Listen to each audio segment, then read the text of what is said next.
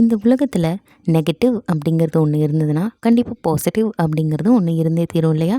அதே மாதிரி தான் வைசஸ்னு சொல்லக்கூடிய தீய குணங்கள் இருந்தால் அதுக்கு ஏற்ற வேர்ச்சூஸ்னு சொல்லக்கூடிய நல்ல குணங்களும் நம்மக்கிட்ட கண்டிப்பாக இருந்தே தீரும்.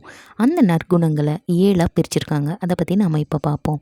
Faith, hope, charity. இதை தியாலாஜிக்கல் வேர்ச்சூஸ்னு சொல்கிறாங்க. இது நியூ டெஸ்டமெண்ட்னு சொல்லக்கூடிய புதிய ஏற்பாடில் அதிகமாக ஸ்ட்ரெஸ் பண்ணி சொல்லியிருக்காங்க.